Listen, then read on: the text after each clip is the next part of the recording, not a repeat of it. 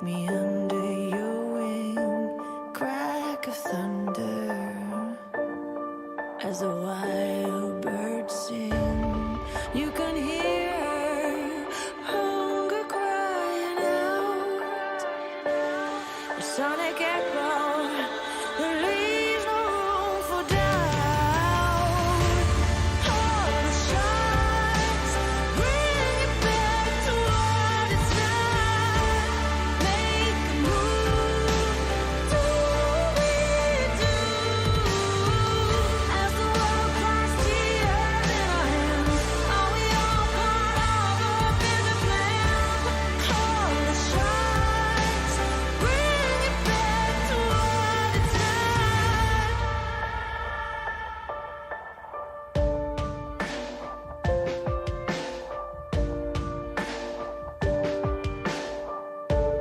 Deepest oceans, they can't portray enough. Empty spaces, time to rust and dust. There's no wonder left for us to love. No warmth or shelter, just satellites above.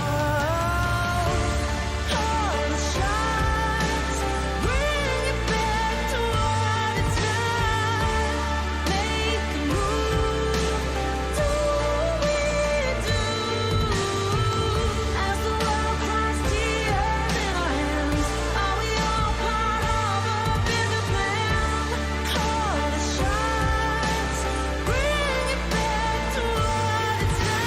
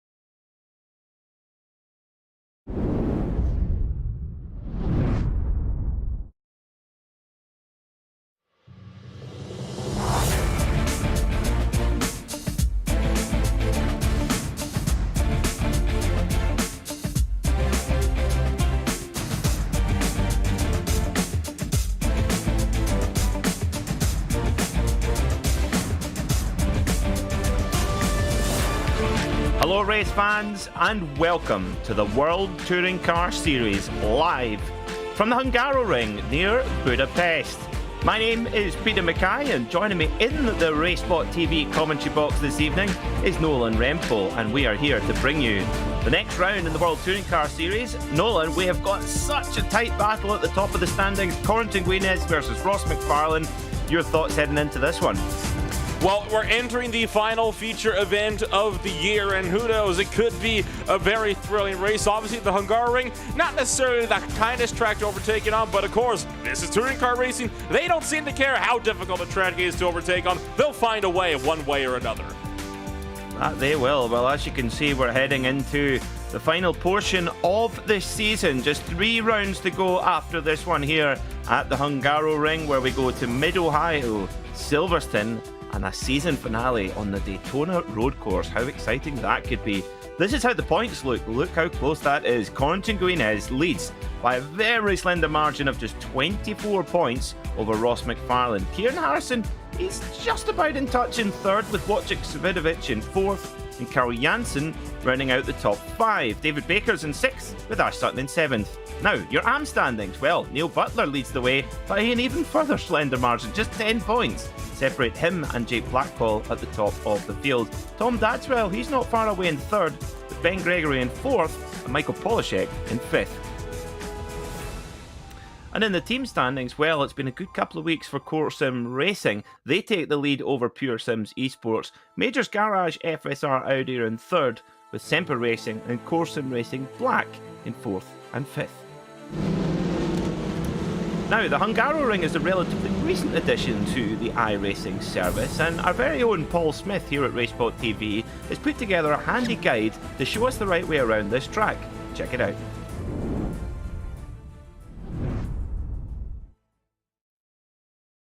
Hello everybody, my name is Paul Smith from Team Mad, and welcome along to round number 9 of the World Touring Car Series here at the Hungaroring. It's the second of our feature race events of the season, 2 40-minute races with a mandatory pit stop in each one of them.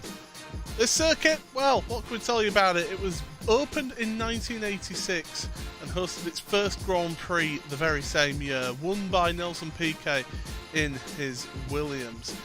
It's a tremendous circuit. It's hosted many Formula 1 Grand Prix. Every year since 1986 it has held a Grand Prix there. It's seen the debut wins of several drivers. Damon Hill, Fernando Alonso, Jenson Button, all world champions. And don't forget as well, other drivers as well, Heikki Kovalainen and Esteban Ocon getting their first ever wins here at this venue as well. It's a tricky track though. It's known as Monaco without the walls, and it is a very technical circuit without a doubt.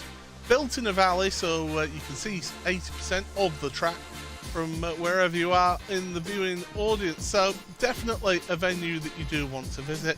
And to be honest, it can produce some really good racing, but you have to be patient. You can't force an overtake around here, or else you will end up causing an accident. What's it like to do a lap around this track? Well, let's go and have a look. Okay then, here we are then for a lap around the Hungaroring. Last corner, you got to carry the speed out of this corner. It's important because you're going to carry this speed all the way down this, the start and finish straight. It's the longest straight on the track. Keep it over to this left hand side. This is where everybody runs down here. It's quite a dirty track as well. Down to the first corner, braking very hard, get it turned in, get on the power, bring the car gently over to the right hand side of the track now into turn number 2. Tricky braking downhill. Car wants to have the back end track out on you. Now don't go too far wide to the right. You want to keep it over to the left to open up this right hander at turn 3 using the curbs. Then turn 4, tricky entry into 4. It's a blind press. Up over the curbs, over to the left hand side, turn 5, trail braking, back end wanting to go around on you. You can get on the power a little bit earlier because the corner opens up on you. Keep to the left hand side for the chicane. down to second gear. Monster the curb on the right, not so much the curb on the left. Keep to the right, brake, left, get it over to the left if you can. Now the right hand up, onto the power, open up this next left, it's flat out, up to fourth gear, brake down to third, onto the power, use all the curb and then some. Keep to the left hand side for this tight right hand up.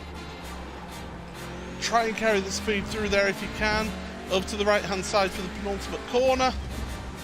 These final two hairpins are tricky. Don't get on the power too early or you'll run too far wide. Get it over to the left hand side for the final corner. Nice wide entry in. Get your apex onto the power, using the curbs and the exit, and that is a lap around the Hungaroring.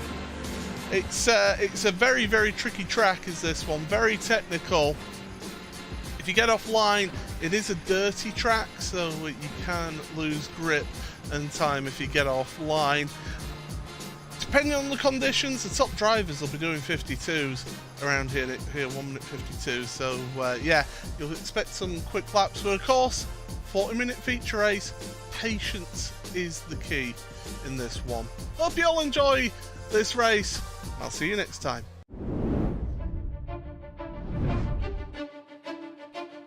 So, pole position 152.410.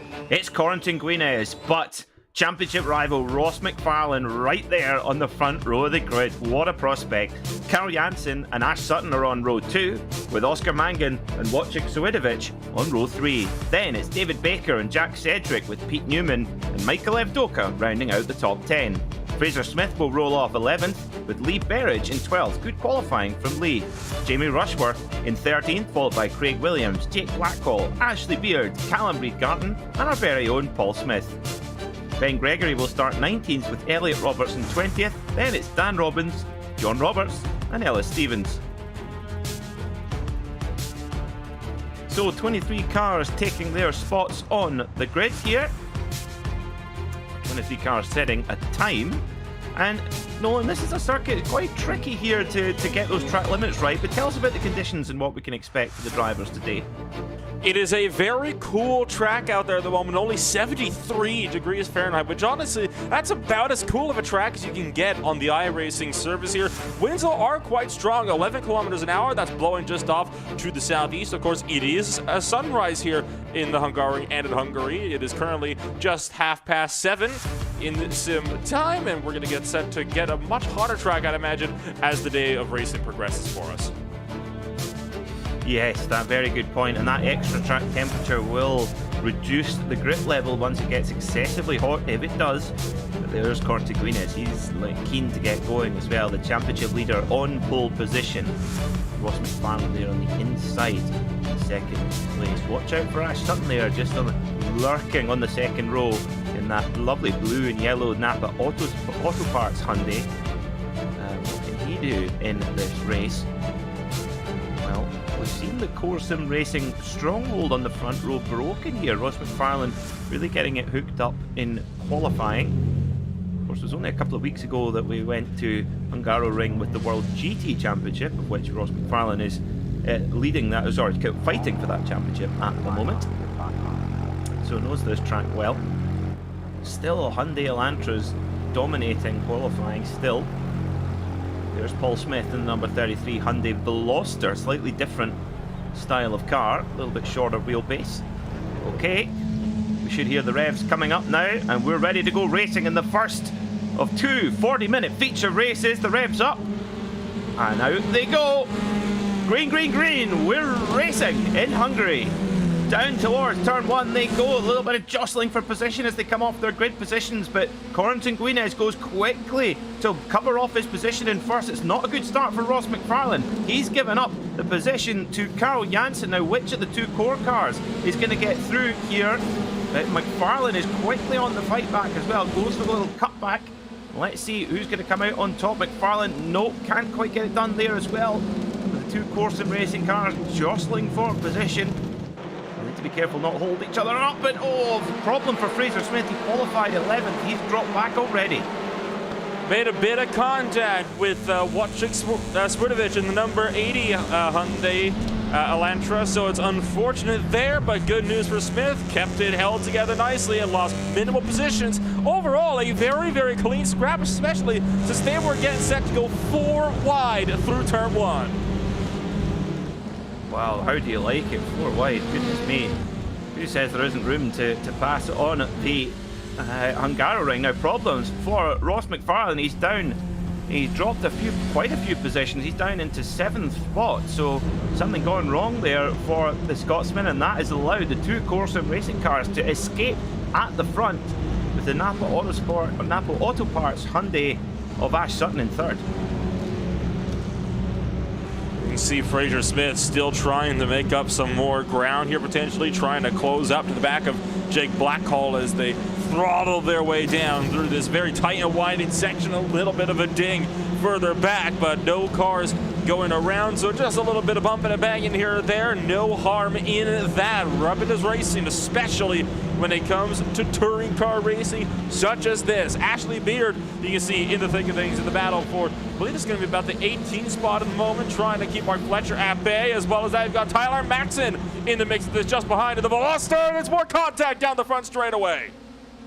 Yeah, Tyler Maxson, one of our drivers, not setting the qualifying times, so having to fight his way through the field in that number 74 Hyundai Veloster. Interestingly, started the season in an Elantra here in this World Touring Car Series, and now have gone to the Veloster. But curiously, Tyler Maxson is a real-world Hyundai TCR driver, and he used to run in a Veloster, and now is in an Elantra. So he's kind of role reversal there, with a highly amusing paint there as well, with what looks like 50 different versions of our Arjuna Kankapadi's face on it. Interesting paint schemes is always something that you like to see on these races, and I think Arjuna Kankapati will find that to be even more interesting. I think, shall we say, that we want to set him after this race. Yes, that's going to haunt your dreams, isn't it? But there we go. Into the chicane they go. Very difficult corner there to try not cut track limits, but also keep the car nice and steady and stable. Wojciech Swiatovic, you do not write him out of this fight for the World Touring Car Series. He is within touch in terms of the points, but needs a good night tonight here at the Hungaroring to try and build up a bit of a championship challenge. But it's Corentin Guinness who leads, with Carl Janssen in 2nd, with Janssen already 7/10 of a second behind his teammate. Ash Sutton 2 seconds off the lead at the moment. And for Corsim Racing, not only for their team aspirations, but for their lead driver Corentin Guinness, Nolan, couldn't really have begun any better. So far, looking to be another round of core domination up at the front of this field. It is currently a 1-2 with Ash Sutton in 3rd. Not typically, though, the 1-2-3 that we've grown kind of used to seeing over the last few races. And you got a lot of Pure Sims cars charged up behind. I believe I'm counting about 5 in total in behind your top 2 at the moment, all looking to gang up. So Core might not have an easy time if they can catch up to them. How about that for pass outside line? Jamie Rushworth looking to go around the likes of Craig Williams. That is the battle for 11th place, and I think Williams tried to have it into turn 1, didn't quite happen, and now Rushworth is going to hold on through turn 2. Yeah, Rushworth gets the better of him and of Craig Williams there, and goes up into 11th position. The second of our Audis. Top Audi at the moment is Michael Evdoka in 6th position. The top Honda is Jack Cedric, sitting in 8th position at the moment, but at the moment it's Hyundai Elantras 1, 2, 3, 4, 5. Now, I'd love to know what happened to Ross McFarlane. I wonder if he maybe got a slowdown penalty or something, because he dropped off the pace of Guinness and Janssen instantly. Maybe he made a mistake, possibly, but yeah, definitely an issue on lap 1 for Ross McFarlane, because he was right there with the 2 Corsim Racing cars. Now he's got to try and fight back somehow. Of course, these feature races, Nolan, they're so tactical. Of course, one mandatory pit stop, and when you take that pit stop is vitally important. They absolutely are. You're going to have to, I'd imagine, keep tabs on how a lot of these battles could play out, because it's not like the 20-minute sprint races where if you make one mistake, you got yourself only a couple of laps to be able to rectify. You do have a bit more time, which means we could have a bit of a a fancy run here as well. And DeShield going way off course and just parking it near the tire barriers. I would have a hard time believing that wasn't some sort of technical issue on his end. Yeah, something gone wrong there for Andy Shield, that is for sure. So it's Guinness from Janssen, and they continue to build their advantage over Ash Sutton. Ash Sutton now 3 seconds off Guinness at the moment. And David Baker up to fourth. Good start from David. There's Pete Newman in the Pure Sims Hyundai on the left, battles with his teammate Michael Evdoka in the Pure Sims Audi, and Hyundai over Audi gets the nod there. There's a little bit of a love tap there from Jack Sedgwick to the back of Michael Evdoka. Sedgwick in the blue and yellow Craig setup shop on the Civic Type R. Almost looks like the kind of Spoon Racing, the Spoon Motorsport colours from Japan, so synonymous with Honda over there in this type of racing. So 40 minutes the race, and just one pit stop required, and Jack Sedgwick getting right underneath the bumper there of Michael Evdoka's Audi, just mirroring his rival there, trying to force a mistake, and he might get one here as they come out of the chicane as well. Has Sedgwick been able to get the inside line? Oh, sits it on the door. That's a wee bit cheeky. And Evdoka says, have it back. That's running off the track to a whole new level. He almost ran himself off the track through turns 10 and turn 11, and it's still wheel to wheel. I think Sedgwick will finally have to yield on that one. Backs off to give up spots.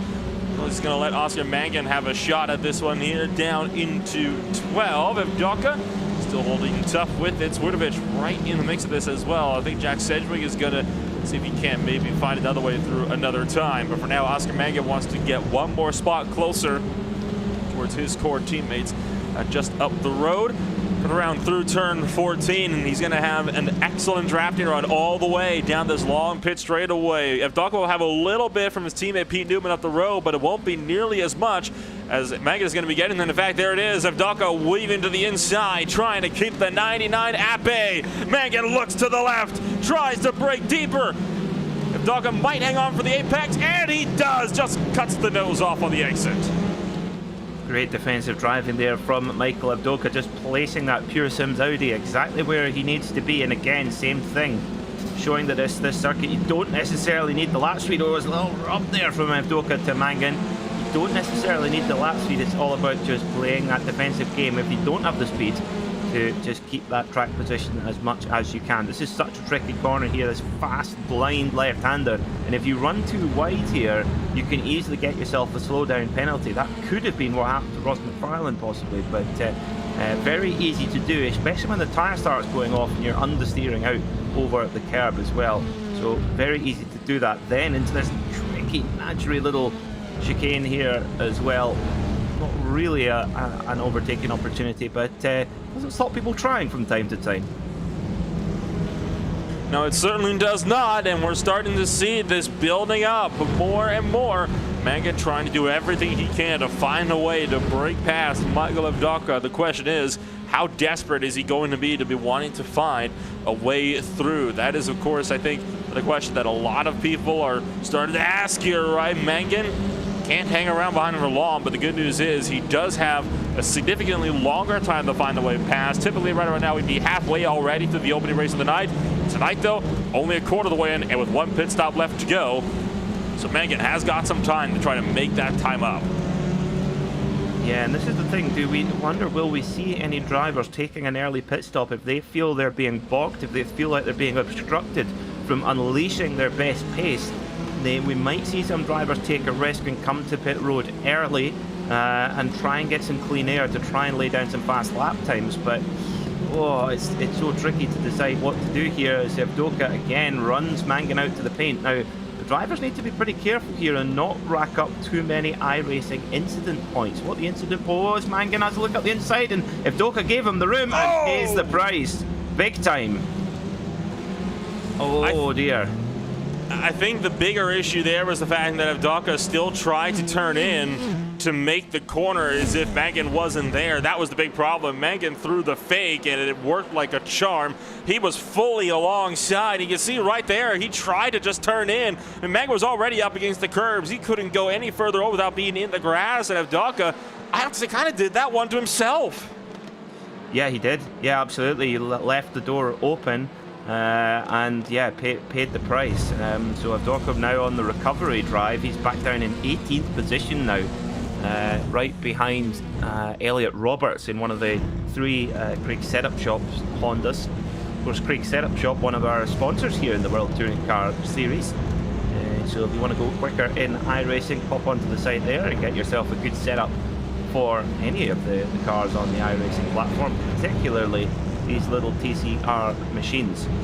With that with data from top drivers does make a huge difference as well. This is the ever fierce battle for the midfield, and now Michael Avdoka might find himself really mired in the pack here, unable to escape. As we mentioned, you don't necessarily need to have the best lap time. It's more about the positioning where you are on the road, and if you feel like you can run faster, that doesn't necessarily mean you're going to be able to pass.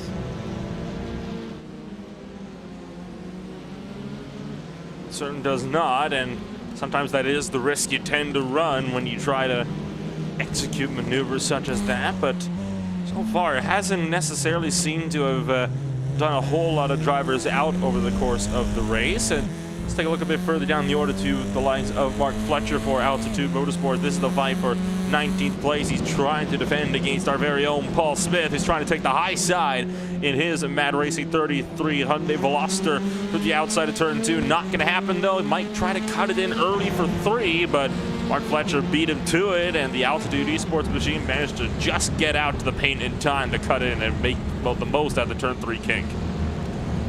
Well, at the front of the field, well, the Corentin Guinez train, the Corsim Racing train, is pulling away all the time. Look at that, visibly massive gap after just 13 minutes of driving. Quite incredible. Guinez of 152.6 last time by, 152.7 for Janssen, 153.2 for Ash Sutton in third. Sutton driving very, very well, but just cannot match the pace of these Hyundais. Neither, these Corsim Racing Hyundais, neither can Ross McFarlane. He has managed to fight back to 4th position, but he will perhaps need to pick up the pace to try and run down these Corsim Racing cars. But we saw this, last time out.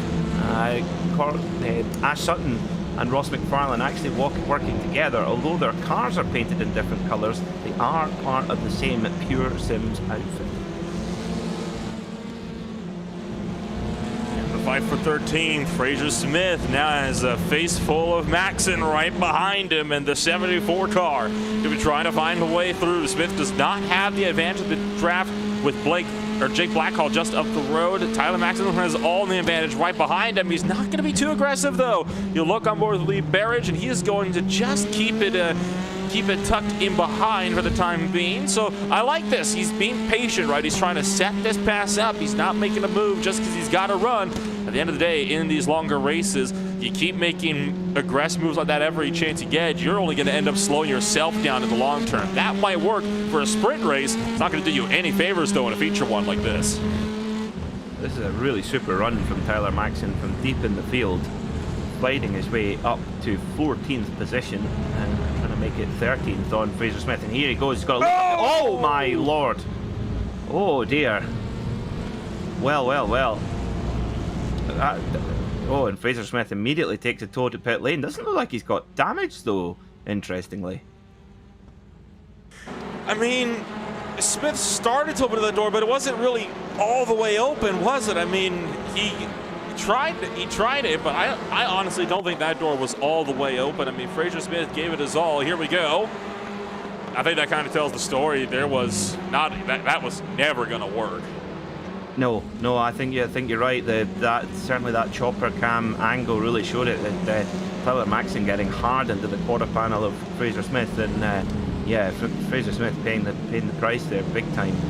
So a pity there, and I wonder if Tyler Maxon might well get the attention of the stewards for that one. As we got our first early taker coming to pit road now as well. That's Jake Blackhall in the number 97 car. Interestingly, from the lead of the AM class, 12th overall, and in the lead of the AM class, coming in as our first taker for pit service. So this is where it starts to get interesting. Now that we have our first driver into pit road, it's a question of where will everybody else follow through as well. Jake Blackhall was only in the box for 8.1 seconds, and he's now on his way out. Looks like it'll be less than 30 seconds total in pit road. That should be enough to get him to the end of this race. Of course, we are limited to 35% in the fuel tanks, but I'd imagine if you come in by now with 25 minutes left to go, that should be right around enough for you to get back there. You definitely have enough fuel where you could, I imagine, go half the distance, but hey, if you think you can come in earlier and go for a massive undercut, may as well gamble with that opportunity, and who knows, if it doesn't work, you'll know that better for race 2. Well, Jake Blackhall at the moment, it could have been an absolute masterstroke there from the SimLab team, because he's got 7 seconds of clean air in front of him. So that is perhaps, I'm sure that is by design, to come out in some fresh air and really start getting into it. It's not just having the clean air to set fast laps, it's a rhythm thing as well, I suppose. Is that, you know, if you've got clear air, it's almost like you're on a time trial session and you can just focus on hitting your braking points, hitting your apexes, and just keep looking at that lap delta, just keep your head down, not worried by any other drivers around you. So let's keep a close eye on that 97 car, Jake Blackhall, our first taker to come in for pit service. Apart from those, the shall we say, the walking wounded who have come in for effectively involuntary pit stops: Tom Dadswell, Fraser Smith, and Andy Shield. Andy Shield's still in the pit lane after nearly 12 minutes. Tom Dadswell spent over 2 minutes in the pit lane, and Fraser Smith has left the session. So a few dropping away already. Pete Newman, you see in pit road. Also in the lane is Lee Berridge as well as Benjamin Gregory. So you've got a couple of drivers now starting to filter into pit road one by one. Newman is on the way out, and he leaves pit road after being in there for, you guessed it, just under 30 seconds for the time being. So this is where we started to see these big divides in the field really start to form up. Before it was kind of one long spatter line, but now we'll be seeing where these gaps are really going to form once the pit stop cycle through, and that'll give a good idea for the battles we can look out for on our way down to the checkered flag. The one you're watching at the moment is for on track P9, which is between Jimmy Rushworth and Craig Williams. They did pass up Pete Newman when he came down to pit road. Interestingly, Pete Newman, the number 58 Pure Sims Hyundai Elantra, is spending the least amount of time in the pit box, only taking on 7.6 seconds worth of fuel. All the other cars that have pitted so far are over 8 seconds. So Pete Newman trusting the calculations there. Pure Sims team running it as close as they possibly can, because that time left in the pit road is really, really precious. So coming up towards half race distance now, a few more drivers have taken regular service. Run through those: Pete Newman, as we just mentioned, Jake Blackhall, of course, the first of our takers, then Lee Berridge, Ben Gregory, Dan Robbins, all taking their pit stops as well. It's Corrington Guinness who leads by 0.3 of a second from teammate Carl Janssen, playing rear gunner at the moment. Ash Sutton is in third, a full 7.8 seconds further back, with teammate Ross McFarlane about 0.9 behind him in fourth. I mean, once again, Nolan, on pace at least, this Corsom racing duo, Corrington Guinness, Carl Janssen, they are just on a different level. There goes Williams trying to take the high shine away from the Pure Sims number 3 car. Rushworth, though, not about to be intimidated, keeping Williams at bay, and we're going to be seeing this continuing to heat on up as they get closer and closer to coming down in for their pit stops. 20 minutes down, 20 minutes to go, which means 1/4 of the way through our event here today at the Hungaroring, as these battles continue to heat up out on the racetrack. And so far, Rushworth getting a real mirror full of Craig Williams in his Honda Civic, and I can tell you right now, Williams is not going away anytime soon. Well, Rushworth and Williams are going to have to be careful here and be smart about this, because look who's looming in the background there, the 74 Hyundai Veloster of Tyler Maxson, who is on the, shall we say, on the charge, and don't anyone get in his way. My goodness, as he's chasing down this pair as they fight for ninth position. Maxson is closing them down at the moment. Maxson last time by a 1:53.8. whereas 154.4 for Williams last time by. So Max is definitely catching up with 19 minutes to go. And I wonder maybe if Craig Williams feels like he's not able to get by and able to pull away. I wonder if we'll maybe see that Craig setup shot on the Civic Type R come to pit road as I say that. Nope, you get these dummies here at Hungaroring, don't you, with the way the pit lane is. As was that Tyler Maxson going to pit road, I see. Yes, it is. So Maxson, the next driver into the lane in the Hyundai Veloster, the number 74. We continue to watch the battle for P9 pick on up out on the racetrack, and this time Craig Williams is not having nearly as good of a run out of the final corner as he did the last time through on lap number 11. So looks like Jamie Rushworth might be pulling ahead just a little bit further, and that's the one that Craig Williams does not want to see. He cannot afford at the moment to find himself slipping too far back, especially if he enters pit road. If they both enter on the same lap, rest assured Williams is going to want to be right on the bumper of the Audi RS3 in front of him. Well, we've got more risk in taking part potentially in the pit road as well. Tyler Maxson just taking on 6.8 seconds of fuel. So the driver to spend the least amount of time on pit road this time. As Paul Smith comes in for service as well, 7.7 seconds of fuel for him. So a little bit more on the conservative side compared to his teammate Tyler Maxson. So we'll see that maybe develop over the course of the day, how long the drivers need to, those who pit later, how long do they need to stay in the pit road. But Guinness, Janssen are under control, just really smooth here. The question I have, Nolan, I'd love to know your opinion on this one. According to Guinness is fighting for the championship. Carl Janssen's probably out of touch now. He'd need to have 3 storming weeks after this to catch up. But, you know, will he be allowed to make an attack on Guinness here if he wishes?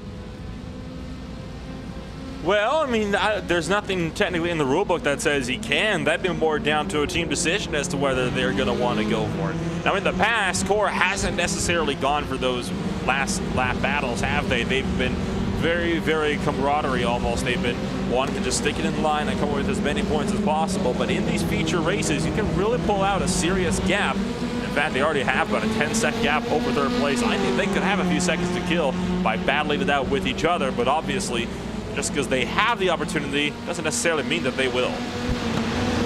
The only thing that Carl Janssen may be just keeping in the back of his mind, he might be thinking, yes, according to Guinness has been leading this entire race. He's been the one doing the heavy lifting, whereas Carl Janssen has just been able to kind of follow Guinness, or looks pretty comfortable to follow Guinness. But of course, the benefit of being the car following is you don't use as much fuel. As we take a little replay there of Swidovic. Just sneaking past David Baker, having to give best at the last possible moment. Good stuff from both drivers there. But yes, Carl Janssen, he's not likely to be using as much fuel as Guinness is. Guinness is kind of the domestique out the front, if you want to use a cycling term. So when they come to pit road, Carl Janssen, he's not going to need to put as much fuel in the tank, and that could vault him into the lead of this race. Then it will be interesting to see, Nolan, if we do see Carl Janssen emerge from the pit stops ahead, will he be asked to give best to his championship fighting teammate? I think that's a really good point to mention, and you, I think, called it out perfectly earlier on. The fact that the pit stop times have been getting less and less. It's gone from about 8 seconds to about 6.5. And that is, of course, because the longer you go, the less fuel you're going to have to put in your tank if you want to make it to the end of the race, meaning you spend less time in pit road. And you've still got battles up and down the race course. Not so much in the top 10 anymore. That's kind of all fizzled away, but it's behind the top 10, more towards the back of the field, where everything is still very, very tight. Tyler Maxson, Jake Blackhall, John Roberts, Dan Murray, and Lee Bear's trying to close in from behind, but it's that four-car scrap at the moment in a fight for the 17th place on the racetrack that we're kind of keeping tabs on for the time being. I'm not sure if a couple of those drivers have yet to come into pit road. One driver that did have to come in, though, was the likes of David Baker, who was into the lane this time by. This could be crucial in that battle for 9th. Long stop there for David Baker, 8.4 seconds. Almost one of the longest pit stops we've seen for fuel. So David Baker perhaps thinking that the race is going to go 1 lap longer than maybe the others do. That is the thing. I mean, we've got laps of, you know, nearly 2 minutes here. It's a long way around in a touring car. 1 Yeah, 153, 152 for a really fast one. So if you go a whole lot longer than expected, yeah, it can sometimes play a little bit of havoc on that fuel strategy. So David Baker going on the safer side there. He's in a really good run in this championship, and he has David Baker there. That is a car is a lap down behind him. I think that's Tom Dadswell. Yes, it is. So Baker out kind of with his own little bit of circuit there to lay down some fast lap times. And the good thing actually about coming into pit road is after you come out of pit road is the tyres have actually cooled off slightly, which is actually a good thing. Cooled because they get very, very hot. Worked very, very hard around this circuit. And a little bit of respite in the pit lane can actually cool them off a little bit, which is nice.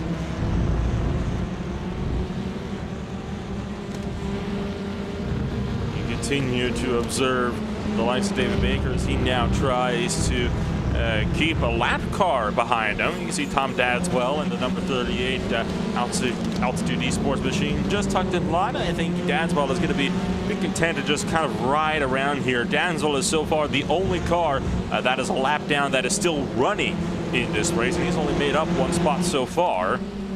So to say that Tom Dadswell's race could have gone a little bit better is a little bit of an understatement. Here's the battle for 8th, though, in a bit of a drag race down the front straightaway. Oh, and it's contact. Jamie Rushworth given the bumper by Craig Williams, and that shoved Rushworth out wide. But Williams backed off to let him hold the spot. Oh, well, Williams thought about the push to pass there as well, but no, decided to try and make the move clean there. And Rushworth hangs on for now in 8th place. Neither driver have pitted yet, and the top driver who has pitted at this stage is Pete Newman, who's in 15th place. So pit lane is, I think, about to get very, very busy indeed. We've only got just over 12 minutes on the clock left in this race. And the leading drivers, they've all kind of committed to the long strategy and just waiting their turn to see who's going to go down pit road. Craig Williams hustling, stalking Jamie Rushworth here, trying to pick his opportunity. But hard work in this Honda Civic Type R just doesn't seem to quite have the performance that certainly the Hyundai Elantras do, and arguably the Audi RS3 having a similar issue of trying to keep on top of the pace of particularly the Hyundai Elantra, which seems to be the car of choice for the driver in front of the field. Whoa, and there's a lunge from Williams as well. And he's trying to go for it. That was into turn 13 and now up for 14. That might compromise Williams in his run to try to get that 8th position. You can see how much of a wider arc that Jamie Rushworth is taking through these corners. That is not doing Williams any favors at the moment. Now, does he have draft strong enough to make the run down into turn 1? He's going to fade all the way to the inside and actually give up a good portion of that draft. I don't think he wanted to get that close to the point where he'd run into the back of him again. You see Mangan is into pit road at the moment and dropping back. So is Garton, falling down the order as well. So you got yourself still a couple of drivers still yet to make those stops, as there's Mangan exiting pit road. And all the while, the battles on track continue to get even more heated. We still have to wait, though, I'd imagine, for the overall race leaders as well to step in before we can really figure out what this overall race could look like towards the end. Yeah, it's interesting to see Oscar Mangan has come out behind Pete Newman. It's interesting that Mangan needing to take 0.2 more, 0.2 of a second more of fuel. So the gap between them is about 4 seconds in the favour of Newman over Mangan. Then it's David Baker and Tyler Maxson is kind of leading those who have pitted already. And where will the rest of the field kind of fit into that mix, I wonder? Just coming up for 10 minutes to go into the final quarter of this feature race. One more on the way, of course, with the customary mixed grid, and how many cars are reversed in the order for the grid for race 2 will be decided by our infamous spinny wheel, which we'll have for you at the conclusion of this opening race of the day. And Craig Williams just trying to think of a way of how he can try and get past Jamie Rushworth here, but there is just no opportunity. Rushworth not making any mistakes, covering his line very well, and Craig Williams has had enough. He says, do you know what, it's time for some pit service for me. Try and do a very hot outlap and try and maybe hop past Jamie Rushworth in the pit lane as he comes in on the brakes and onto the pit limiter. You can hear the drivers, it's a little bit of a trick, the drivers whack between first and second gear on the pit limiter, which I believe, Nolan, actually helps just maximize the speed while not breaking the speed limit. It actually does. It can give you about a mile an hour or two of extra speed, and sometimes that little bit is all it takes to be able to best somebody out of pit road. It's a very, very cheeky work around the pit limiter and the pit speed limit. And technically, again, no, we're like, they stand! Oh, there's contact! Blackhall gets into it with Williams and shoves himself out wide. I think Jake Blackhall might have, I think, was going to expect for Craig Williams to kind of back off a bit more and just let him have the spot. He didn't expect Williams to try to hang on. Yeah, that's not worked out well for Blackhall at all, but I tell you who it has worked out well for is Tyler Maxson. He's off like a shot in front in the Hyundai Veloster, and that's just given him a little bit of breathing room as well for the young American star. There's 2 pole positions so far out of 2 starts in the Michelin Pilot Challenge this year in the IMSA paddock. So Tyler having a super season behind the wheel so far in his Hyundai Elantra TCR. But back to the old faithful Veloster for this virtual series. The race leader into pit lane, Corentin Guinez, has pitted from the race lead. Carl Janssen, his teammate, has carried on. So let's see what this pit stop time is going to be for Corentin Guinez. He comes in, fuel is going in, it can never go in fast enough on the revs, trying to get away as swiftly as possible, and that's quite a long stop, 8.5 seconds there for Corentin Guinez. Remember, he was doing all of the heavy lifting out front. Now we've got a pit party. Ross McFarlane in, Ash Sutton, Wojciech Savinovich, Jack Sedgwick, Jamie Rushworth, Michael Evdoka, they all get going. Sutton already on the way, 7.4 seconds of fuel for him. So a shorter stop than Guinez for Sutton. And McFarlane about a second quicker than Guinez in the pit lane as well. Now, those give us an interesting indication, Nolan. This is going to be interesting to see how long Carl Janssen needs to stop for. So that is a very interesting call, and could that potentially shake up the running order in this race? We'll have to, again, keep monitoring that as time goes along. Now, we mentioned Williams and Rushworth had their very, very fierce fight for the, what was at that point, the 8th or 9th position. Well, they're right back with each other, but now in a bit of a grouping. And that is thanks to, well, pit stops. Once again, I mentioned how the guys that were pitting a bit earlier were going to start to split the field apart. Well, now it started to condense back together. There is your former fight for 8th and 9th on the racetrack. Now, all in a scrap with the likes of Tyler Maxson in front of them and Jake Blackhall hounding them from behind. Race leader now into pit lane, Carl Janssen, pitting a lap later than his teammate. Where is he going to come out in this mix? Carl Janssen to pit road onto the limiter. And how long will his pit stop be? Corentin Guinez was in the box for 8.5 seconds. What will Janssen be? Here he comes to his pit stall, second pit stall on the lane by virtue of his, third pit stall on the lane by virtue of his qualifying position. Off he goes. How long is that one in the pit box? And here they go. This is the race for the lead. Is Janssen going to give best to his teammate Guinez? Not yet anyway, and shuts the door. So Carl Janssen has hopped past his teammate Corentin Guinez. Now, is he going to give best, or are these drivers going to be allowed to race? Just 6.4 seconds in the pit lane for Janssen, so 2 seconds less than his teammate Corentin Guinez in the 333 car, and Janssen is fighting him hard. They go side by side here as well, through down toward the run towards turn 4. And Guinez is on the light flasher saying, Carl, I've got a championship, I need these points. I need these points desperately, but it doesn't appear that Carl Janssen has much care for that at all. Less than 5 minutes to go, Carl Janssen leads the race. Tell you what, that got very hot and heavy pretty quickly between the two teammates, and I thought for a moment as they were really condensing in towards turn 2 that they were going to make contact with each other. It's a good thing that both drivers had heads up enough reactions to be able to avoid that, especially since much as you want to race your teammate, it doesn't necessarily make you feel or look all that good when you crash out your teammate in the process. So Carl Jensen will now hold the lead from Corentin Guinez, and they've still got the Pure Sims duo of Ross McFarland and Ash Sutton some ways behind them, but they are still right at the pounds if they make any kind of major error. Well, this is an interesting one. I have to say, if I was the Core Sim Racing team manager, I'd be straight in the radio here saying, let Corentin Guinez through. He is the championship leader at the moment. Carl Janssen, although it might still be mathematically possibly very much, I've got to be say he's pretty far away from the fight for the championship, but there you go, he's pulling to the inside there, not giving his teammate a toll. So Carl Janssen wants this race win, so perhaps that's the policy at Core Sim Racing. It's every driver for themselves, and Carl Janssen just driving away from Guinez here after these pit stops. 3.5 minutes to go, and Ross McFarlane had a difficult first lap. We think maybe a slowdown penalty dropped him back down to about 7th, but he's fought his way back up into 3rd place.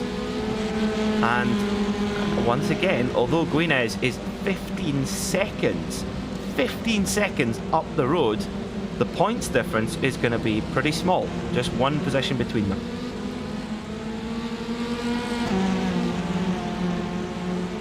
You can see now some more of these duels still hotting on up, and this is the scrap, as you mentioned, for the 3rd position, Sutton versus McFarlane.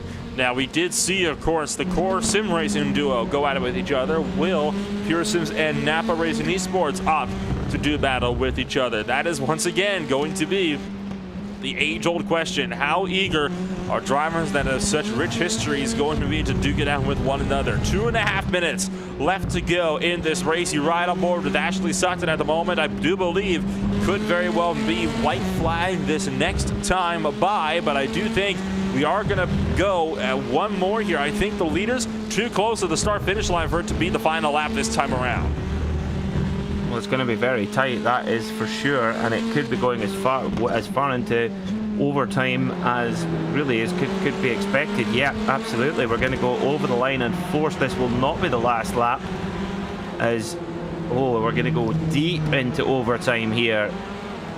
So whoever's close on fuel, that's going to make them very, very nervous. So we've just, lap time is about 1:53 for these top runners, maybe 1:52 on a hot lap, but they passed over the line about 1:55, 1:56 to go, so they're going to be just crossing over the line with 2 or 3 seconds to go, and we have to go all the way around for one more lap. So, if you're tight on fuel, this is going to be a nervous couple of miles now for the rest of this race. Once again, interestingly, Tyler Maxson, after Rushworth closing him down in the Audi, Maxson has pulled back away again in 10th place. As Craig Williams looks to the inside, thinks better of it. He's in a SimLab sandwich there. Rushworth in front, Blackhall right behind him. Of course, we mentioned Jake Blackhall earlier, the first driver to take scheduled service, and he's leading the AM class at the moment in 13th overall.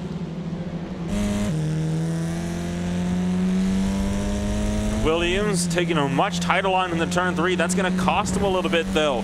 Up to that SimLab machine of Jamie Rushworth just in front of him.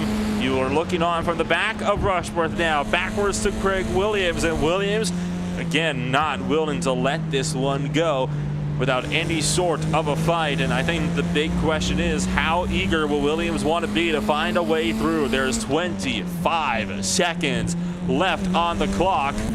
And sure enough, I don't think we're going to be able to make it. This will be the second to last lap, so there's going to be one more time coming up around. On board with Williams as he once again tries to close in the gap, taking it to the line, and I think, yes it is, a white flag. They were 4 seconds away from not being able to make this one the final one.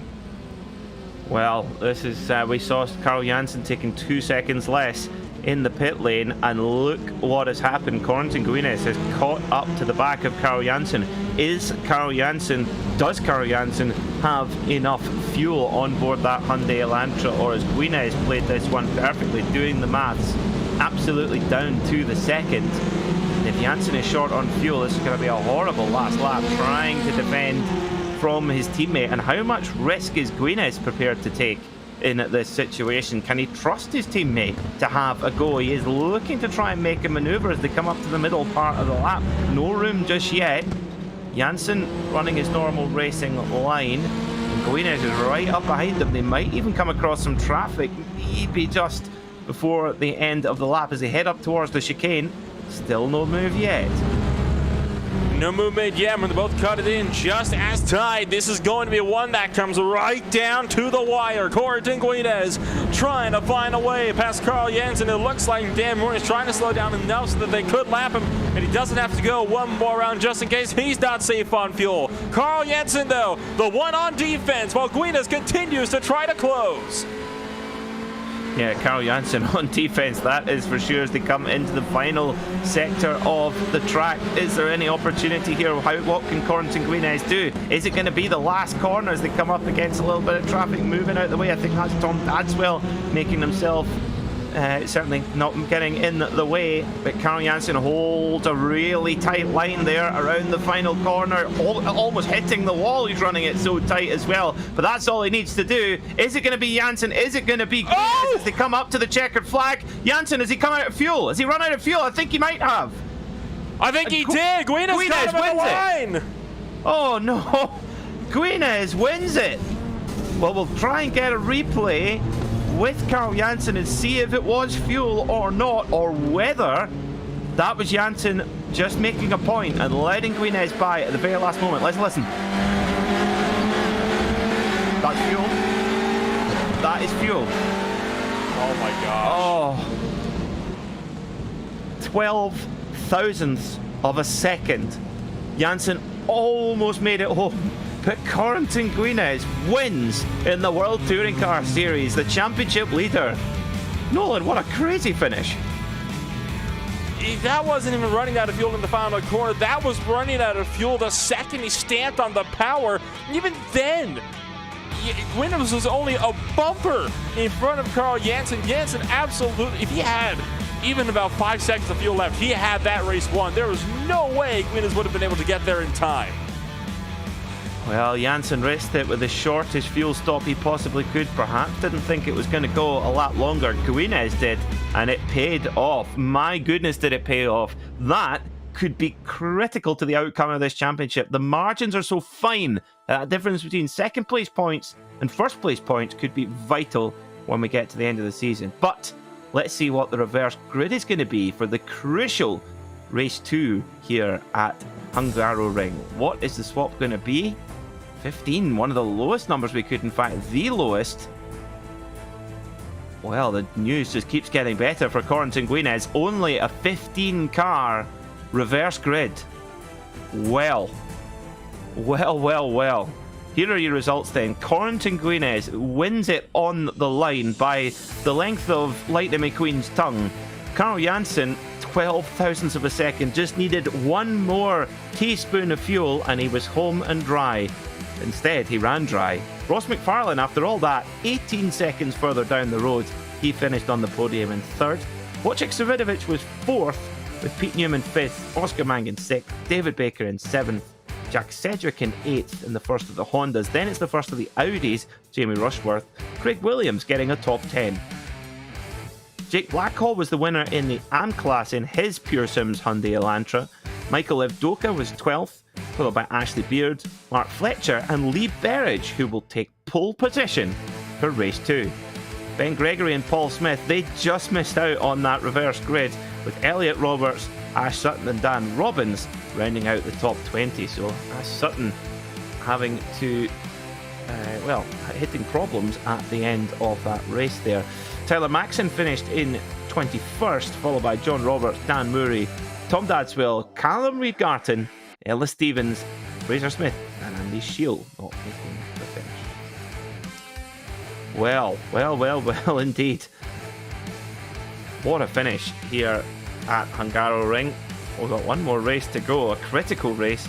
And it seemed there, Nolan, that I think there was more than one driver who ran very dry on fuel in that last lap. I think a surprise to a few drivers.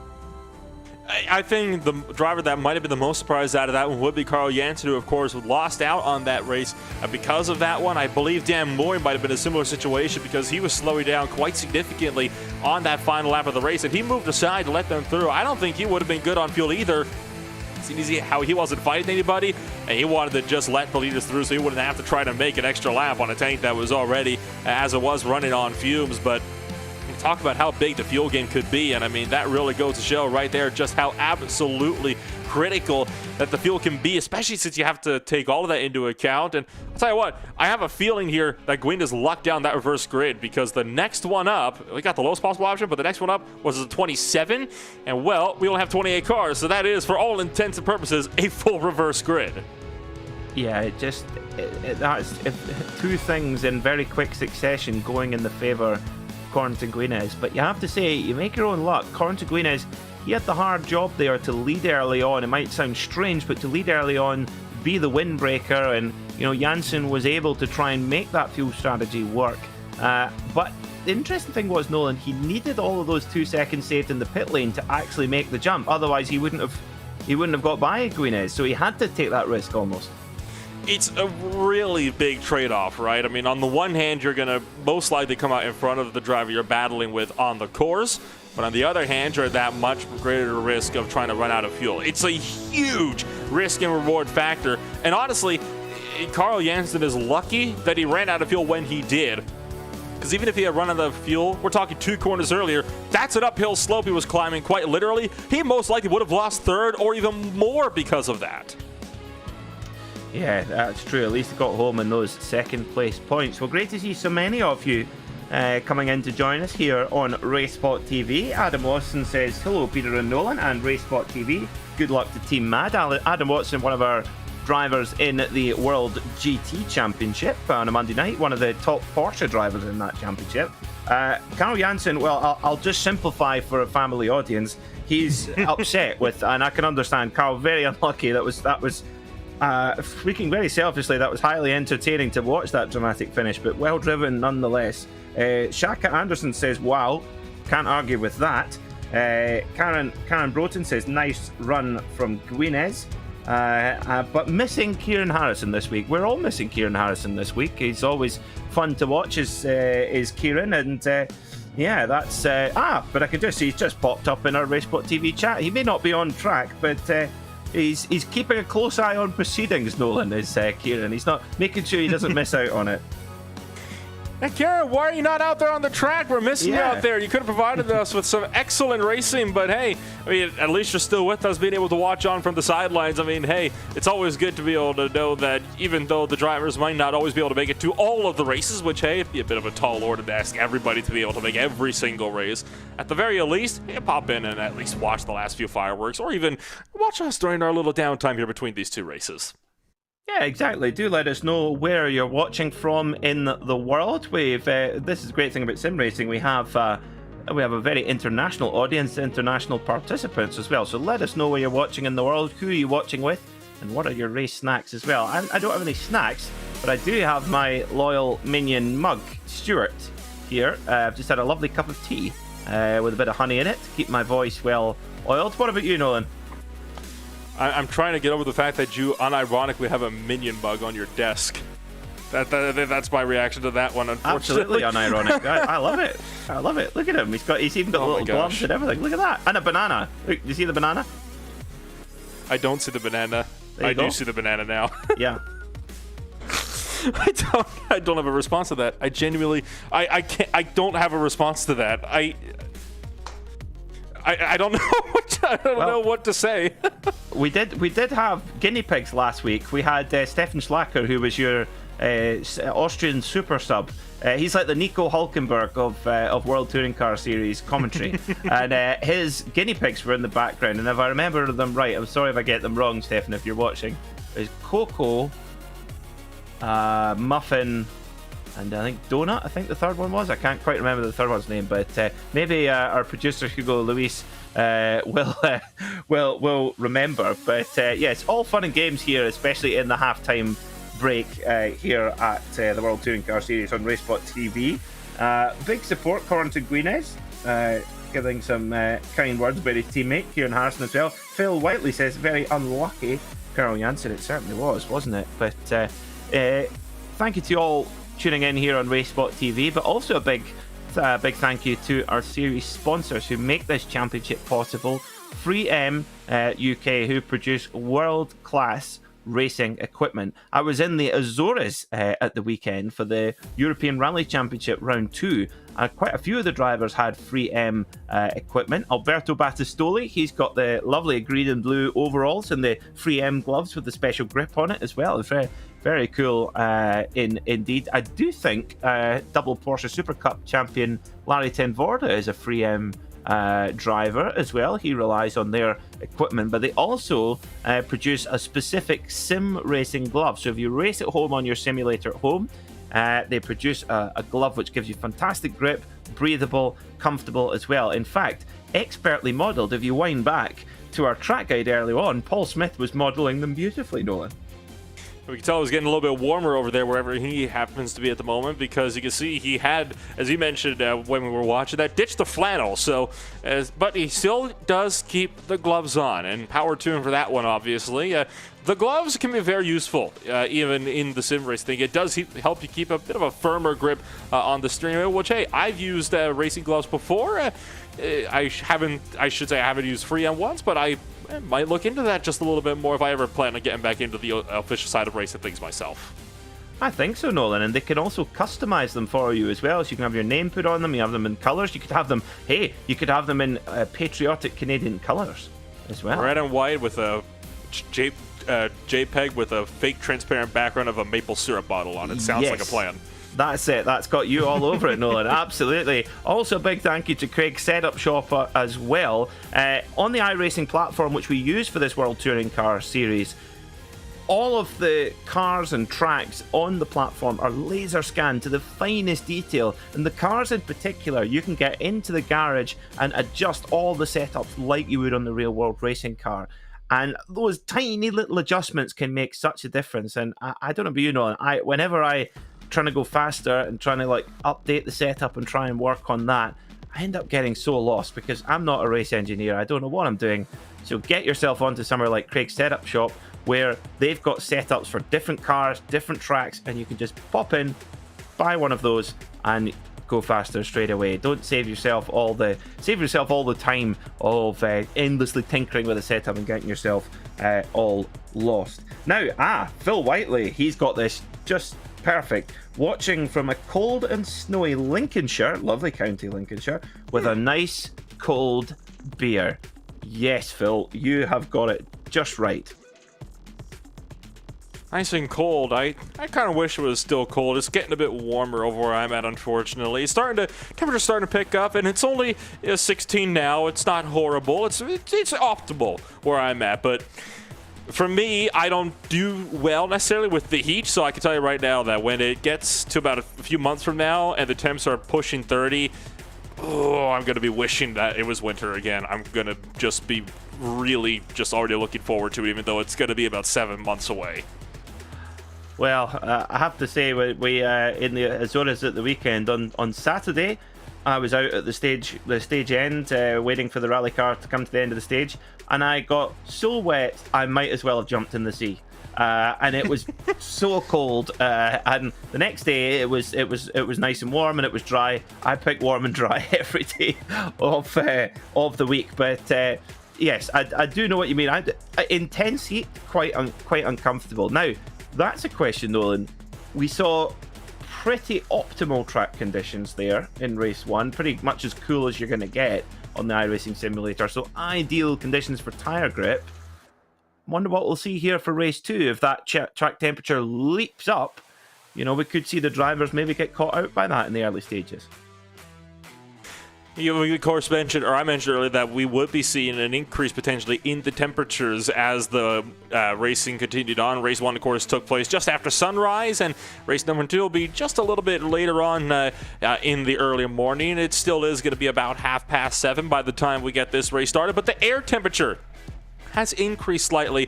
For race 1, it was only 69 degrees Fahrenheit. Now is 73 degrees Fahrenheit. There's also been about a 1 or 2 degree increase in track temperature as well, so it's not a huge difference, but it is enough. What we really should be looking at is the humidity and the winds. The humidity has jumped to 71% from where it was at 56% for race number 1, and the wind has jumped up by about 5 kilometers an hour as well, and now it's changed directions as well, blowing off to the southwest. How much do you reckon that could potentially change up how this second race plays out? Well, I think the conditions are absolutely ideal. I mean, 24 degrees Celsius on the track, that's the key number. That's not a high track temperature.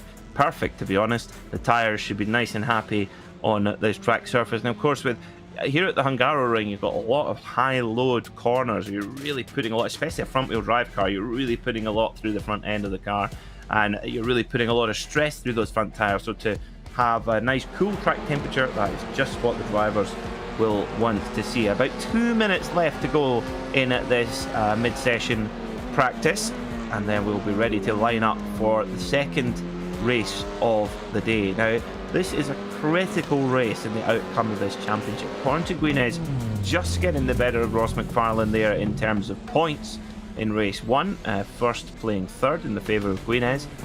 But this race here with a reverse grid is when things can really mix up. 15 cars back, it's as low as it could possibly be, which is exactly what Guinez will want to see. But this is where this is a critical point in how the outcome of this championship could play out.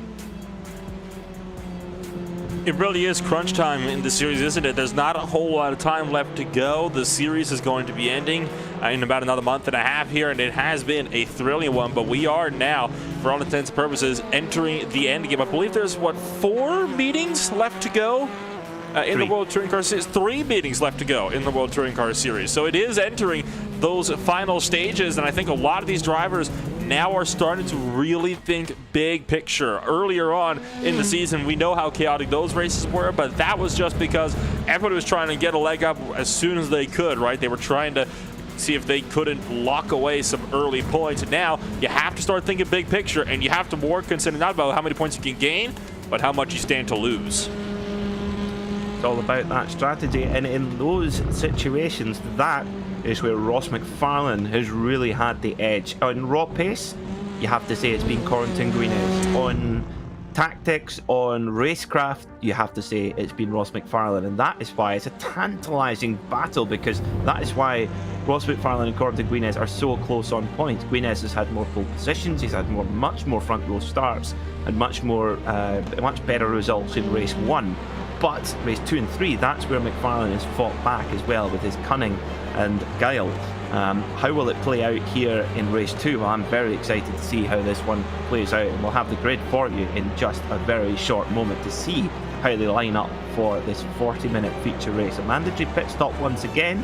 What's the ideal strategy? Who knows? Bit inconclusive really after that first event. Jake Blackwell making the early stop work, that's for sure, getting his win in the AM class. So, this is how they start then for this second race of the day. Lee Berridge and Mark Fletcher are your front row, with Ashley Beard and Michael Avdoka next. Then it's Jake Blackwell and Craig Williams. Row 4 is Jamie Rushworth with David Baker alongside. Then it's Oscar Mangan and Pete Newman. Wojciech Sawidovic and Ross McFarlane are your 6th row. Row 7 is Carl Janssen and Corrington Guinez, with Ben Gregory, Paul Smith and Ash Sutton rounding out the first 17 cars on the grid. But they are not the only drivers on the grid here. They're waiting for them all to take their positions. We have John Roberts, Dan Murray, Ellis Stevens, Andy Shield, Tom Dadswell all starting further down the order. So Lee Berridge on pole position. What can he do? The reds come up. Wait for the lights to go out. Green, green, green. We're racing for the second time here in Hungary. And big already, big hit for the SimLab Audi. I think that might have been Jamie Rushworth. He looks like he's crabbing a little bit as well. As they head down towards turn 1, it's a power move from Mark Fletcher in the Audi, trying to get the move done on Berridge. Oh, just leans on the door there as well. And is that going to give a run to Michael Evdoka? I think it is. Look at Evdoka in the blue and white Audi. He's going to get the race lead as well. So Evdoka profits from the clash between Fletcher and Berridge. And now drivers slipping and sliding left, right, and center. Nobody can figure out where they want to go. A couple of drivers still going side by side through turn 3 and in the run up towards turn number 4. It's still 2 abreast like it's a high-speed pace lap in Hungary. Couple of drivers get muscle wide off the track, but overall still relatively clean in this middle portion of the field. That's not gonna last though. Turn number 8 is where it's all gonna come to tears at the chicane. Deeper on the brakes, side by side, 3er just does not work. Can they find a way? No, they don't. It's a Pearson's car. Ross McFarlane to get sent around. He saves it though, and the rest of the field continues to dive away. And up the front, there's more trouble. This core trio all getting together as they're 3 wide through turn 10. And you know who gave that hip check to Ross McFarlane? Championship rival Cornton Guinez. And McFarlane's got to be super careful here as well. He's been roughed up a little bit, and he's got the Corson Racing trio ahead of him now. So we have Mangan in there too, Carl Janssen and Cornton Guinez, with Mangan closest to McFarlane there, but Guinez has got the break. But Cornton Guinez there in the 333, the car he's got to try and get past is Ash Sutton. Not only is Ash Sutton one of the hardest guys to pass, he is a teammate of Ross McFarlane. Do not forget that. So you've got to think that he'll be playing tactically to try and get his man, Ross McFarlane, back into the fight in this race. Ash Sutton is a master tactician and a proper fighter as well, so you know that he will make life as difficult as possible. But back at the front, Michael Evdoka leading the way in the Audi RS3, the evergreen Audi RS3, leads from the Hyundai Elantra for Boosted Motorsport of Lee Berridge. Then it's Jake Blackhall, and that is the battle for the AM-Class lead. Certainly is, and there you can see Williams trying to battle it out with Fletcher. This is the overall fight for 4th place, and Williams just took that spot high and wide through turn 3, and now you saw David Baker trying to make a similar move. He's going to try to go high side. Oh, one car goes off the road in front of them. Jake Blackhall has been sent around, and that was your fight for the M-Class lead. Lee Berridge getting into it with Blackhall. It would seem there was some major contact down into turn number 5. Ah, what a pity there for Jake Blackhall, winner in the in the AM class in race 1, but that's going to be difficult to repeat now in race 2. Let's have a look at what happened there. So Berridge is on the inside there, the blue, and oh dear, oh dear, oh dear, oh dear. I'm going to think Blackhall might be a little bit cross about that one. So, but Berridge carries on. So Evdoka into a huge lead, 3.3 seconds to the good there, as well as Craig Williams up to 2nd. So Craig Williams makes it 3 manufacturers in the top 3. It's Audi from Honda from Hyundai Elantra there. They're all jostling for position. This is getting very fierce indeed. It was David Baker and Switovich that you heard banging doors through the middle of turn 13. And now you can see Pete Newman looking to go at it with Ash Sutton up and over the rise at turn 14. Once again, blasting down the straightaway. Drivers leaving left, right, and center, trying to get themselves any kind of advantage up into the final corner. There's a late defense there from Ash Sutton on Cornton Guinez. Guinez tries to go high. It's not going to happen, though, as well as that Fletcher Switovich side by side on the road. You don't quite know where to look in the middle of this big scrap. Oh yeah, a little bit of a dummy there from Guinez, and oh, Sutton, big block there. Huge late block, and oh, big spin for David Baker. Oh, Baker has to wait. Oh, that's agonizing. Has to wait for the whole field to go through before he can finally get that Hyundai Elantra back going again. But interesting stuff there. Is Sutton throwing a very, very late block there on Guinez, but it looks like Guinez. No, it's Janssen, sorry, my apologies, that was trying to get through there, not Guinez. So Janssen has finally made his way through. And McFarlane right there on the back of the Core Sim Racing trio as well. So team tactics definitely at play here as well, and you know that Oscar Mangan is not going to make it easy for Ross McFarlane to get through there. I'm starting to think that finally we have ourselves with a bit of a lull here where we can actually gather ourselves up and catch our breath just a little bit. That's going to take place all the way up until turn number 1 or even into turn 12 as Jansen goes up the inside of Mark Fletcher into 12, muscles his way through. Nothing the Altitude Esports driver could do. So Jansen moves up one more. Your race 1 runner-up, still looking to go on the charge and break further up towards the top 5. Actually now up into the top 5 that battle was for. So looks as though Carl Jensen already has a race win set on his sights, but the race leader is over 4 seconds up the road. Could be a really big ask for Jensen to work his way all that far up the grid on just pace alone. So is Guinez going to... No, another hugely late block there from Sutton, and look at the result. It's pretty controversial driving there, I must be frank. Just diving across on the brakes at the very last moment. That's, yeah, that's if I were Corentin Guinez there, I'd be pretty upset, but he gets through nonetheless. And actually quite a number of drivers get through there on Ash Sutton. Your view on that one, Nolan? I wonder if Sutton didn't realize the defense was coming, because he made a very late lunge, yes, but he was also trying to go for an overtake on Fletcher. I wonder if he was actually trying to go on offense and just didn't realize that Guinez was quite that close. Possibility. That is the possibility. Nearly ended up in a big pileup. Problem for Andy Shield again. He stopped in race 1 and pulled it over in race 2. So not good news there for the Honda driver. So Michael Evdoka leads by 4 seconds. Oh, big hip check there. Carl Jansen is in a big hurry here as he gets into a fight with Wojciech Sawidovic, and Sawidovic says, okay, I've been in this touring car game here on the iRacing platform for a long time. I know exactly how this game is played. Jansen makes his way through in a forceful manner, and Sawidovic, just overdrives it slightly there and just pushes the front. That's just allowed Jansen to escape. So now Sawidovic has to look to the rear view mirror back to Guinez.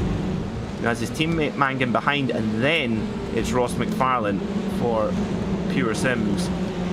So McFarlane needs to make ground. He has to beat Guinez in this race to try and close some points back.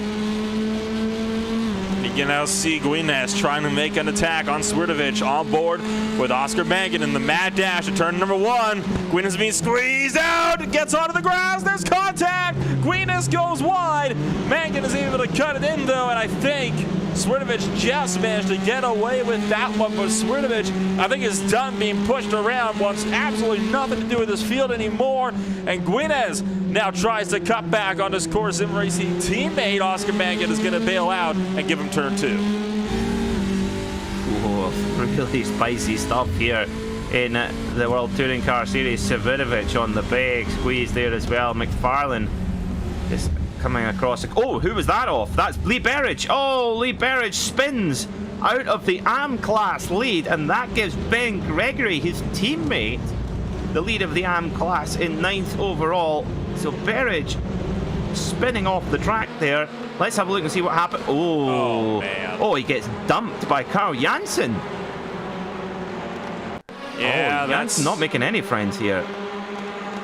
Oh, that doesn't look good. That does not look good for you, my friend. Carl Jansen, I was willing to give the benefit of the doubt a couple of times, but I think that tells a much clearer picture of what happened there, and that is unfortunate for Berridge, who is going to be effectively out of the race as well. That machine was just absolutely tore up in the runoff area.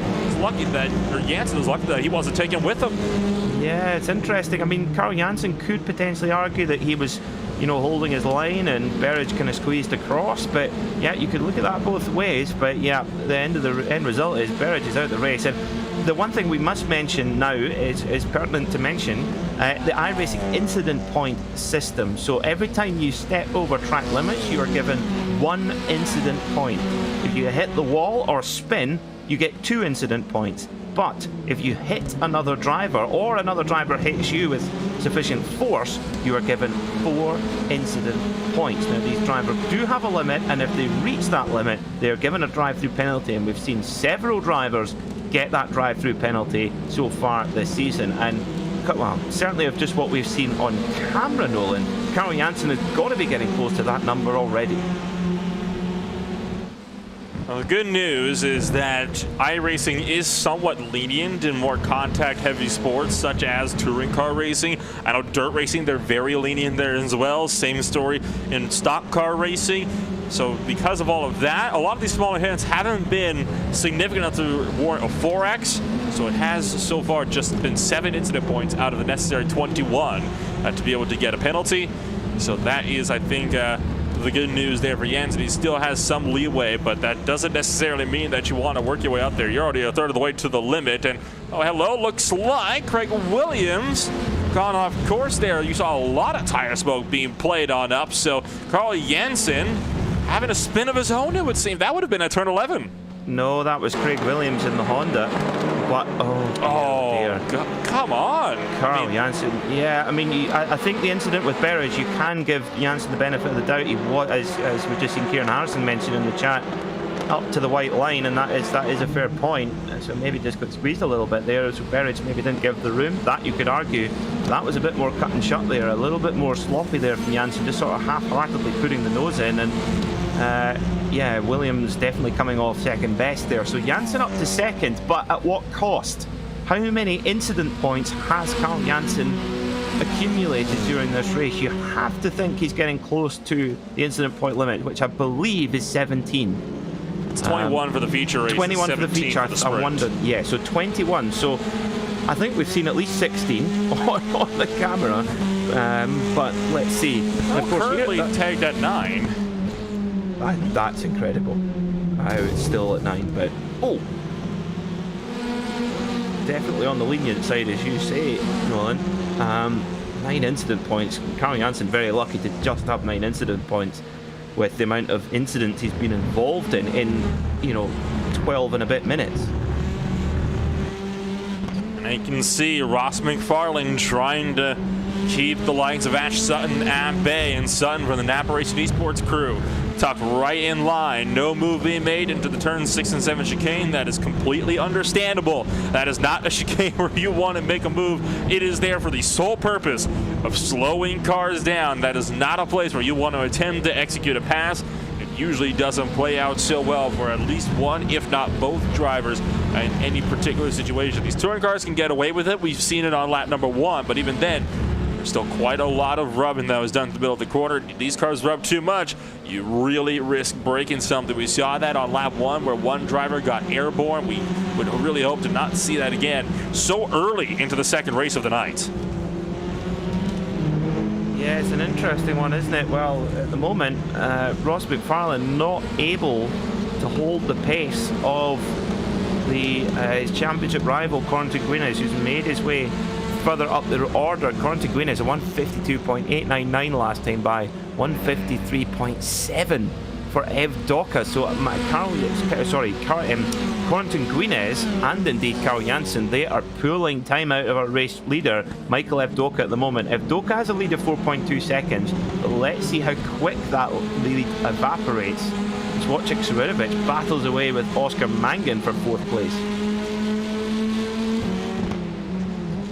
And Mangan trying to have the look. Oh, there's contact! Muscling out Swirovic, and it is a good old-fashioned push to pass, but not quite the lights of the IndyCar. Oh, more contact, and now it's Mangan to get a taste of his own medicine, being nudged down wide. And it's going to be a drag race up into turn 4. There's another hit, and this time it's Swirovic and Mangan that both run off the course. And that allows McFarlane to try to capitalize in the run through turn 5. They switch back around. Swirovic, though, give McFarlane space to work with, but he's going to try to go side by side. And turn 6, that's not going to work. And he's going to back out just in time to give Swirovic the room to maneuver. Oh, and this is really a disaster for Ross McFarlane as well, as Mangan escapes and championship points just disappearing up the road from the Scotsman. We know how good Ross McFarlane is in these reverse grid races, but in order for him to kind of flaunt that skill and that amazing ability that he has in these reverse grid races, kind of needed a bigger number on the reverse grid. He needed that 27 you mentioned, Nolan, not the 15 car reverse grid. Whereas conversely, for Corentin Guinez, our championship leader and pace setter, well, he's up in third at the moment, just 4.4 seconds off Ivdoka. Carl Janssen only 3.5 seconds from Ivdoka now, so we've really got a race on here with just under 25 minutes to go. Just under 25 minutes to go. You can see, looks like that was Stefan's dropping down down the order. So you got a couple of drivers still. It was encountered some difficulties, but all the while, still got Ash Sutton, Ross McFarlane looking to do battle. Craig Williams is still tucked in line. Both of them trying to close up to Wojciech Spurtowicz just up the road, and so got a group of 2 Elantras and 1 Civic all trying to run down yet another Hyundai just up the road. Once again, the Elantras really seem to be the way to go, the car of choice for a lot of drivers in this field. Took a brief ride on board with Craig Williams. Now from Ross McFarlane, looking backwards at Ash Sutton, tucked in right behind him. Yeah, Ross McFarlane just, he's of course one of the drivers to pick the Hyundai Elantra. I think he definitely has been the car to have. That being said, an Audi RS3 leads the way in the hands of Michael Ivdoka. 3.5 seconds is the difference, but the pace, well, the pace is really being set by Carl Janssen and Corentin Guinez right now. They're taking big chunks of time out every lap from Ivdoka to the tune of about 0.4 of a second per lap. So, you know, it could only, you know, potentially, we could see in about 6 or 7 laps time, the gap be down to nothing. However, that would be into the last 10 minutes of the race. So let's see how it's going to play out. I think we could end up with a bit of a thriller finish here as we take a tour around. You see, whoa, Ash Sutton actually counter steering slightly there on the brakes. The rear of the car really does move around. Of course, all the weight getting pushed onto the front of the car and very little weight over the back. Of course, no engine and no drivetrain in the back of these front-wheel drive cars. It's just basically a beam and 2 wheels. That's it. They're basically just there to stop the rear of the car dragging along the ground.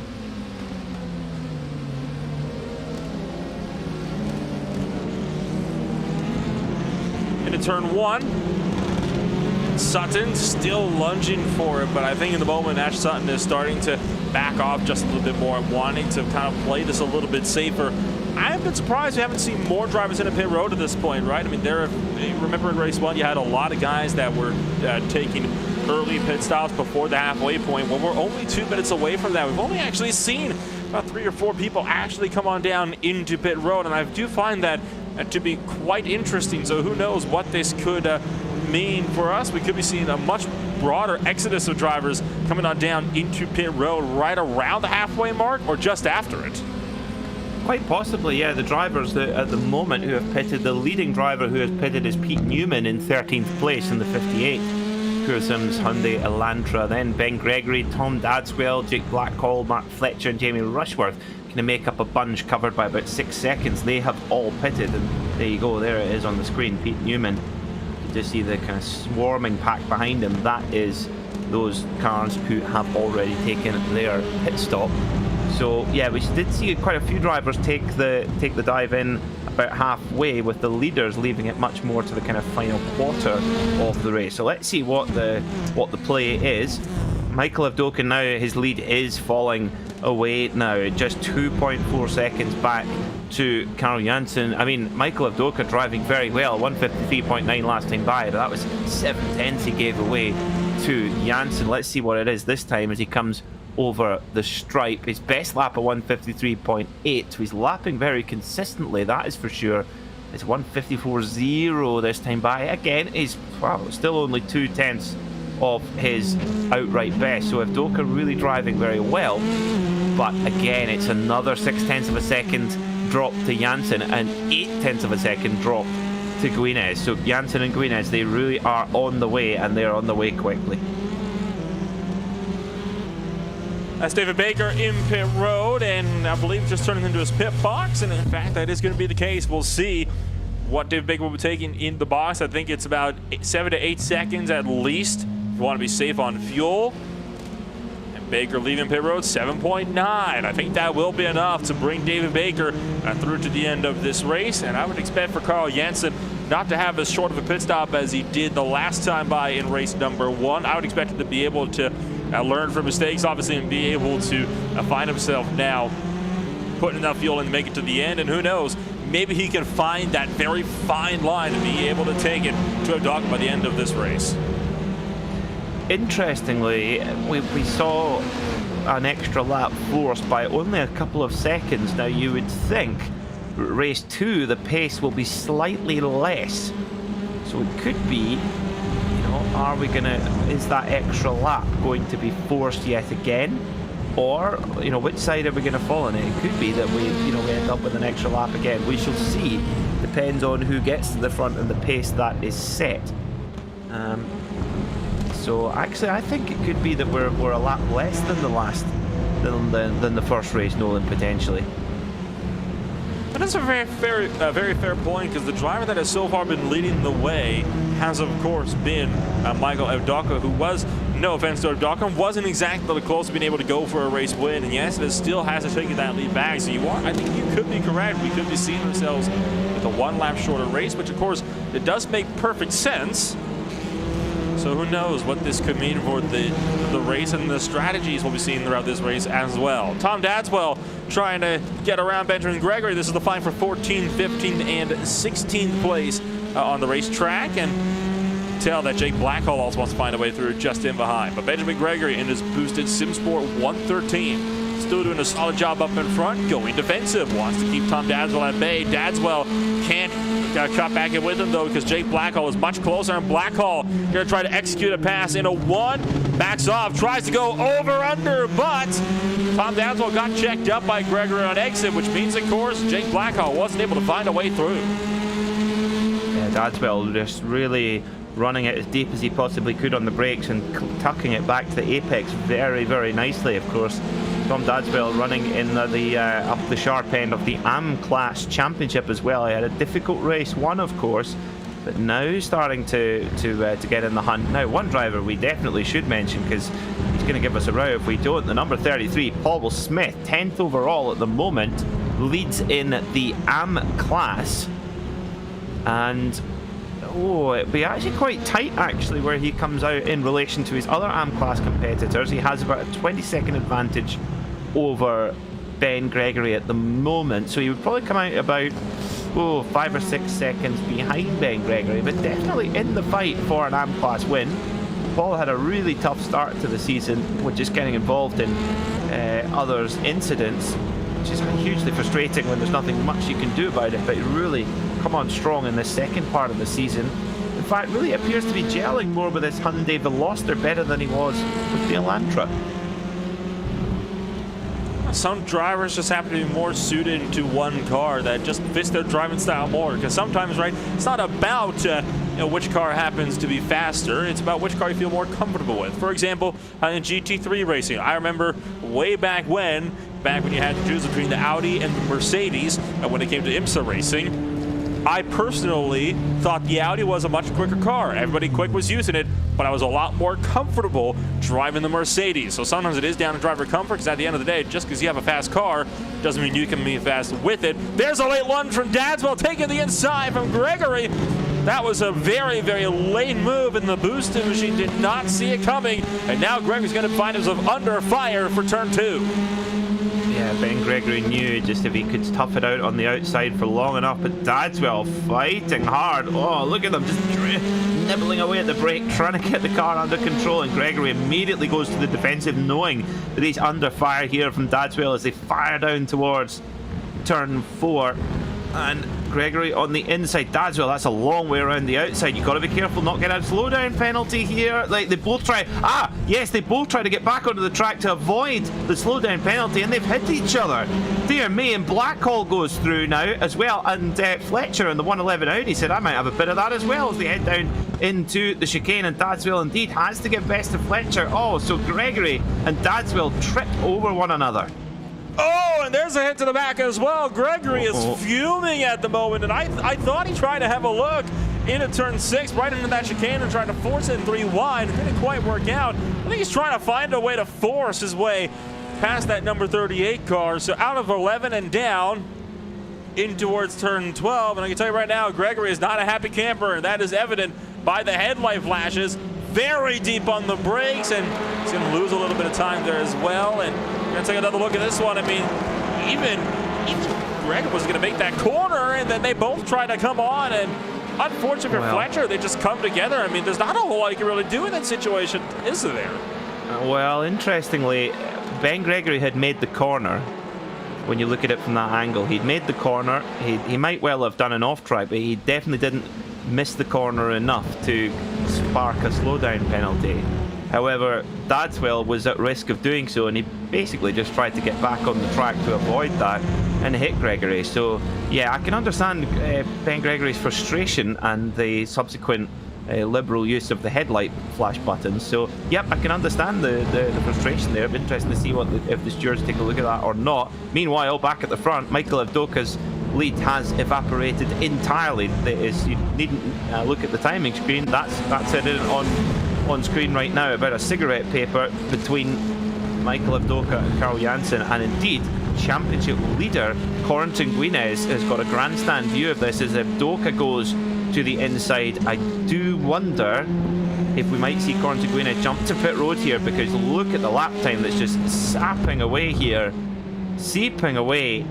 Janssen and Avdoka here. Is Guinez going to remain in this fight? That is, wow, very aggressive there from Janssen as Avdoka sticks it up the inside of Guinez then. So Guinez says, well, you're going to be rude to me, I'm going to be rude to your teammate. Wow.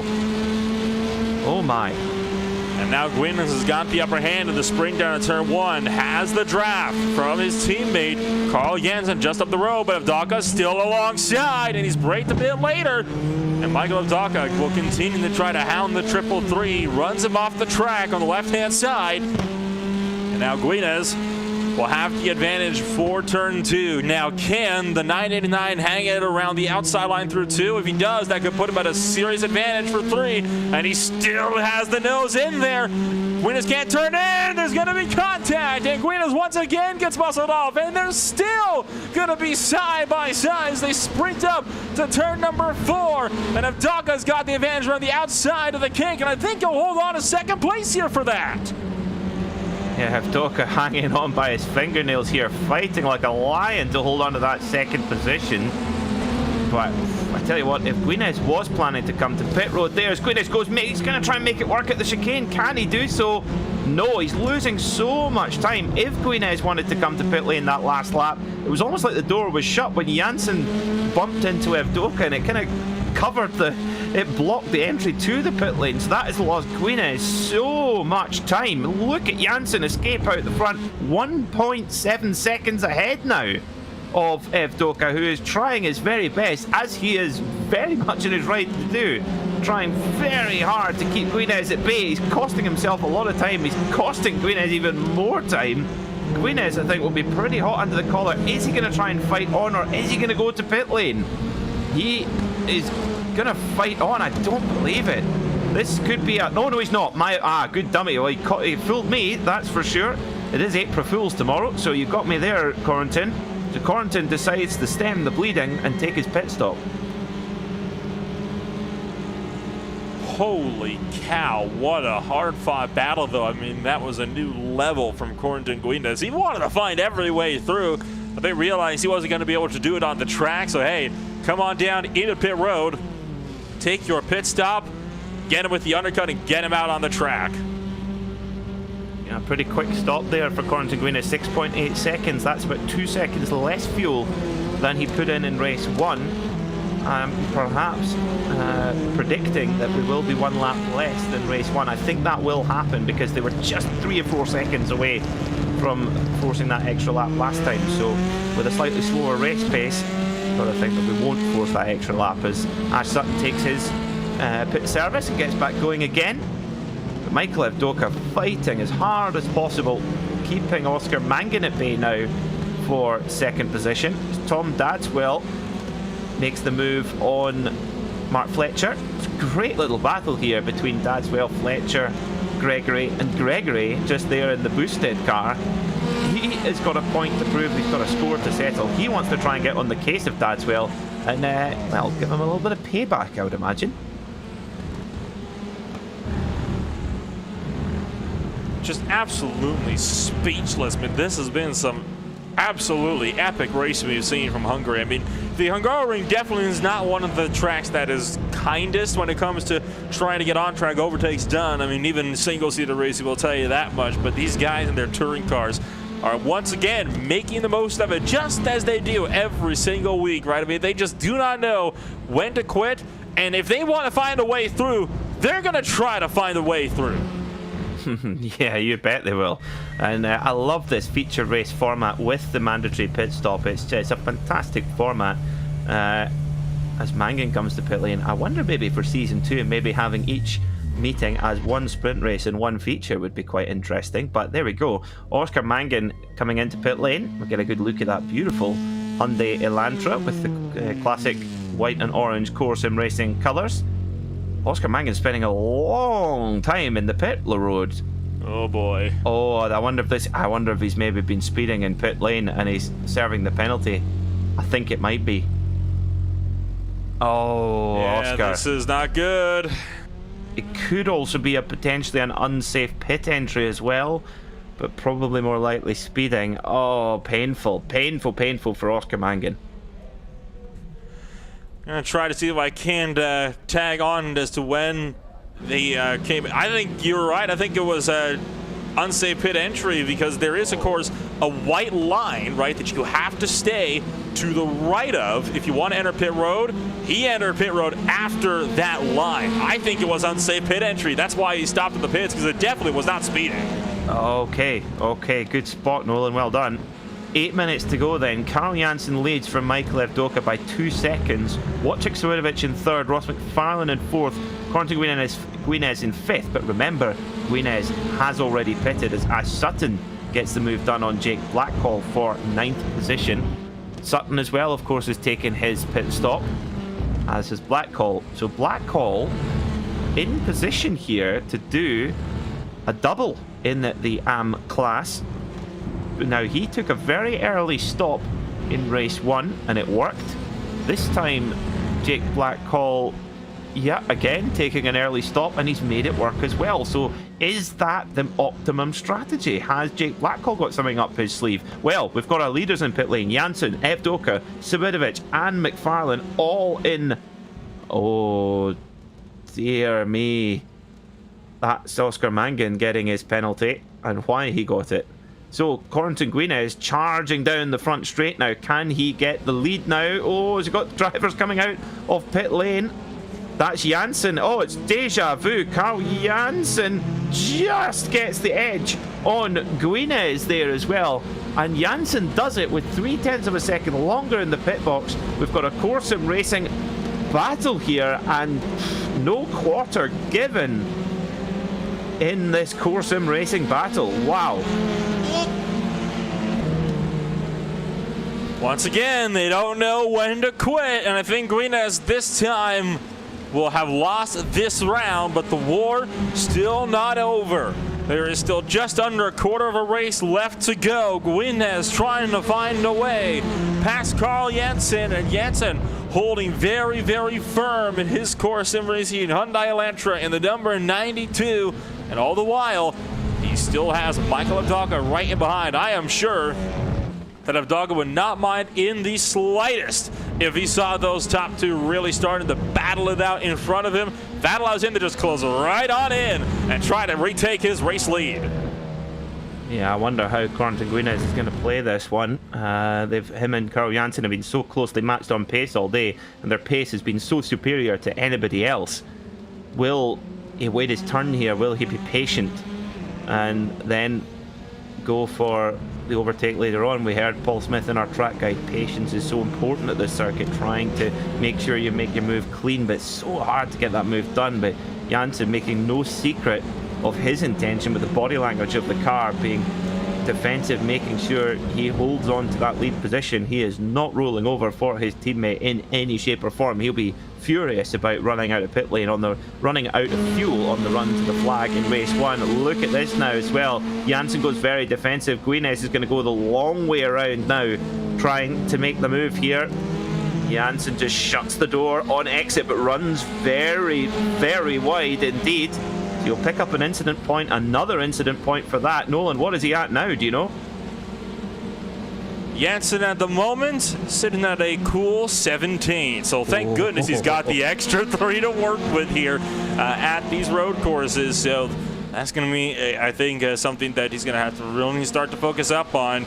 Can't afford another really big hit because 1 4X and he's got himself a drive-through penalty. And if it's with his teammate, well, Guinness is in the exact same boat. He's got 1 higher. So if they make contact significant enough even once, they're both out of a shot for a race win.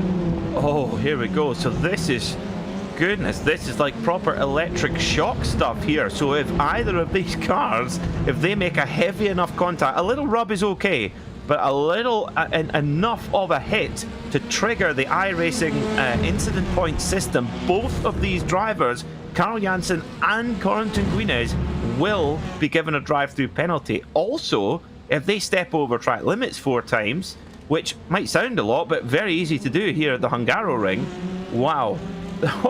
This is tension like you wouldn't believe. And Michael Evdoka, he is still in the hunt. He still has a chance at this race win after leading so well early on. Watching Swidovic a little bit further back in 4th. And Ross McFarlane quite distant as well in 5th place. It really is a question at this point of how brave are you? How desperate are you to go after these positions? Guinness already trying to get back to Jensen. Jensen faking him down to the pit wall. Guinness over to the left. Deeper on the brakes. They get close. Now Guinness is going to go for the undercut. Going over and under.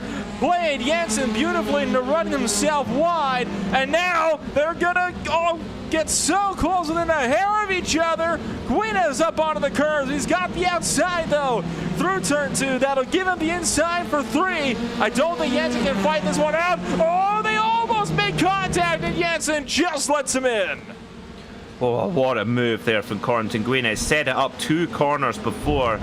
Covers his line well into turn 4 as well. So can Guinness hold on to this lead? That was a beautiful maneuver. Absolutely clean, brave as well, and beautifully executed from the championship leader there in the 333 Core Sim Racing machine. And to race wheel to wheel with your teammates, so difficult to get that right, especially with the kind of noose that's around the neck of both Guinness and Janssen in terms of incident points. If they have a collision, if they hit each other, they will exceed that incident point limit. And indeed, if they keep fighting hard, Michael Evdoka is still in the fight. He matched them on lap time last time by. He may well even be quicker this time by after that little bit of side-to-side action as well. But you feel that Janssen, just the way, the body language of the Cardinal, and he is not giving up on this. 2 minutes left to go, which means it will be the final lap this time by.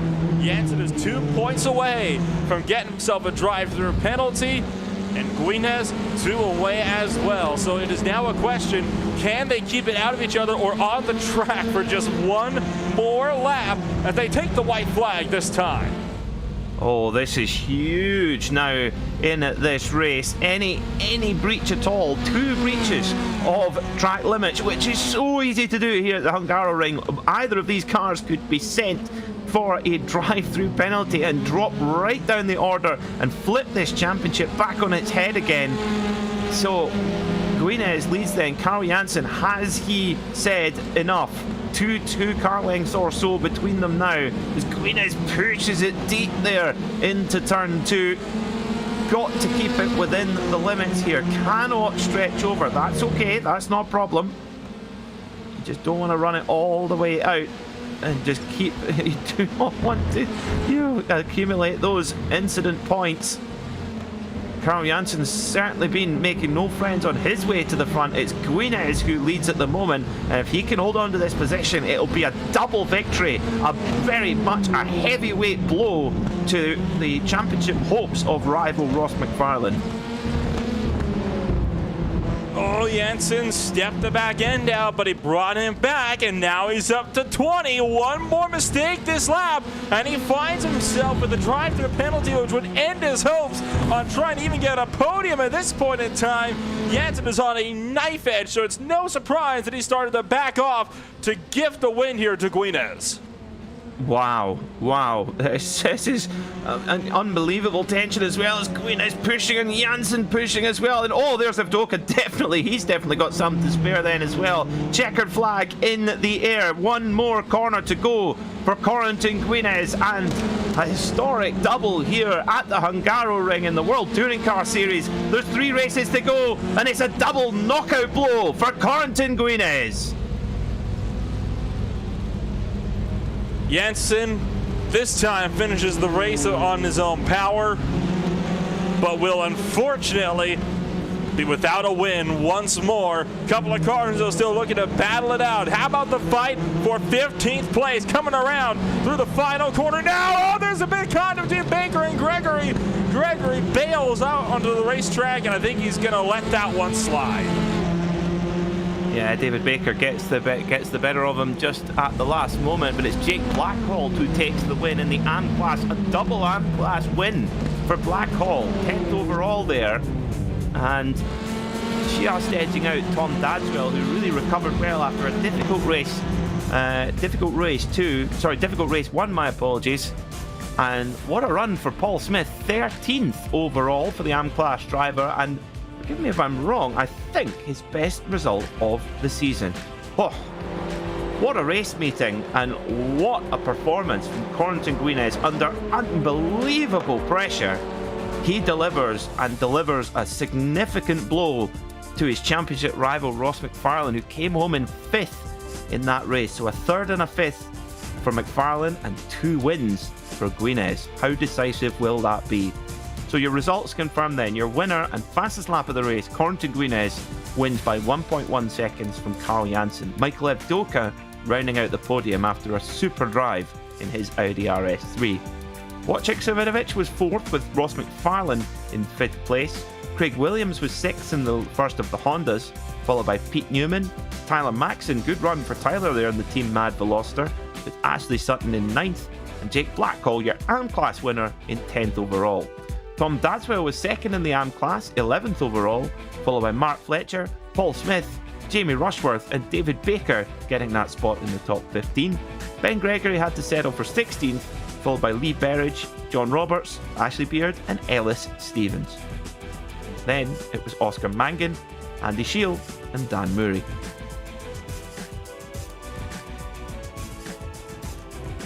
Well, what a dramatic finish to that race meeting. Different storylines in both races, Nolan, but one thing's for sure, when we get to the end of this championship, we know we'll have shaken out the order enough to make sure we've got a deserving champion. Oh, absolutely. I mean, if any of these races have proven, it's the fact that these drivers, they are here to put on a good show, and they are absolutely here to fight for every last point that is up for grabs. And I think that was made very clear by the way the two core teammates went at it today. I mean, we don't often see the core guys really going at it a whole lot with each other, right? Usually they're much more peaceful with each other. They just tend to ride around, and whatever happens, it just tends to happen. Mistakes happen. Very rarely do you see them take the fight to each other, but I love to see it. It's how you know that this championship has really started to pick on up as we get closer and closer to season's end. Yeah, it's interesting. As we get towards season's end, we've got a little bit less cars than we had at the beginning of the season, but we've not been shortchanged on quality. In fact, I have maybe a little theory, Nolan, that actually this slightly smaller grid size has allowed everyone to just a little bit more room to breathe, and actually everyone's been a little bit more comfortable. We've seen less crazy incidents, no pile-ups at all tonight. We've had some huge ones so far this season. Remember Brands Hatch? My goodness. Oh, yes. How could we not? But actually, with a slightly smaller grid, it has just allowed everyone to race more comfortably, and that's given us some great motorsport as a result. Absolutely. I mean, and a smaller grid when it comes to this series, I would say is even a huge plus for the Hungaroring because, as I mentioned before, it's a difficult track to overtake on, and you know for a fact that as soon as you gave those drivers the chance, they were absolutely going to just gun it. And if you had a 40-car grid here, oh no way that would have ended the same way. No, definitely not. That is for sure. And we, of course, remember at Donington as well, with a big grid, we did have a fair few pile-ups. Well, it's a double victory for Corentin Guinez. How important will that be? The outcome of the World Touring Car Series. We'll have all the action of the last 3 races of the season here on RaceSpotTV. Do not miss it. We've got a week break next time out, so plenty of time for the drivers to get some practice from Mid-Ohio Sports Car Course. April 14th, 6:45 UTC. Myself, Peter Mackay, and Nolan Rempel will see you there. And thank you very much for watching. Good night.